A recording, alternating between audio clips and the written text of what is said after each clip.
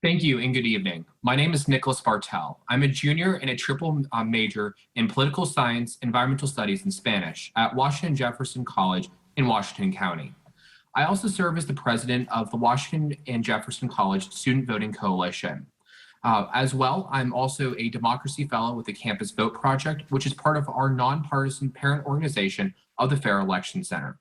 It is our mission that the Campus Vote Project to promote student registration, education, and turnout in a nonpartisan manner to help create lifelong voters. I want to first thank Chairman Nordenberg and the rest of the commission here today for the opportunity to discuss the infrequent position that we are in to shape the future of our great Commonwealth.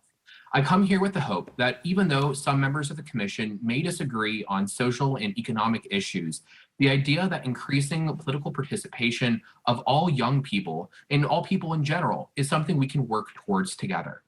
Today, I speak on behalf of over 700,000 fellow students, according to the latest numbers by the U.S. Department of Education, who are attending college and other higher educational opportunities in Pennsylvania.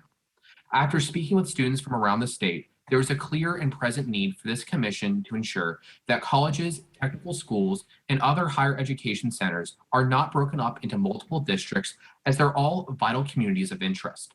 Unfortunately, too many students are facing this issue across the state.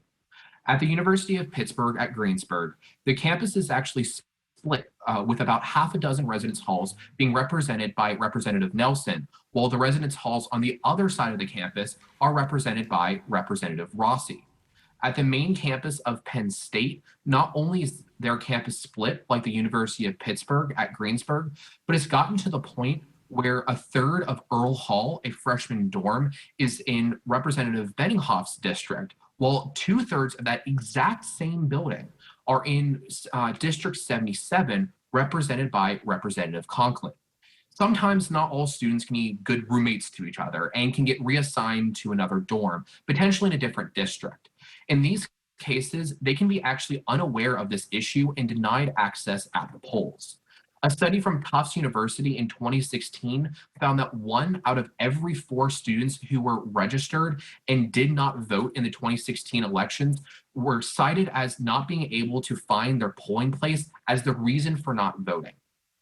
Another side effect of these district lines going within schools is that some students may actually have to have a close and convenient polling place, while another group may have to travel long distances that may actually require a car, which not all students have. In that same study, 27% cited at not having transportation to their polling place as why they did not vote. This is an issue that is apparent at other colleges across the state, such as Drexel University, Thiel College, Gannon University, and many others. This past election cycle, there was immense support for students registering and voting from nonprofit groups, colleges, the Pennsylvania Department of State, and other organizations.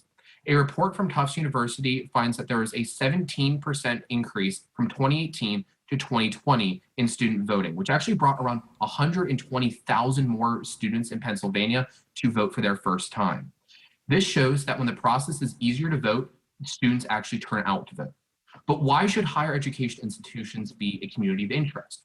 White House Senior Policy Advisor for Democracy and Voting Rights, Justin Levitt, defined it as, quote, a community of interest is a neighborhood, community, or group of people who have a common policy concerns and would benefit from being maintained in a single district. While I understand that there may be concern that higher education is not necessarily a permanent community, since we all also have summers off.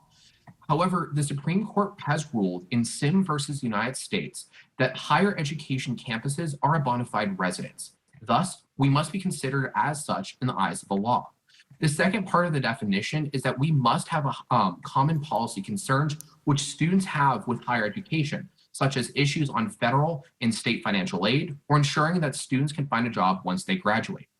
With the last part of that definition surrounding a group must benefit from a single district, a unified campus will allow for greater student voter turnout with an easier access and allow students to elect representatives that represent them. In U.S. House District 12, which encompasses Penn State, 1 out of every 10 students, or 1 out of every 10 voters are students. These communities of interest do exist across institutions in the state and deserve to be represented as such when the maps are finally drawn.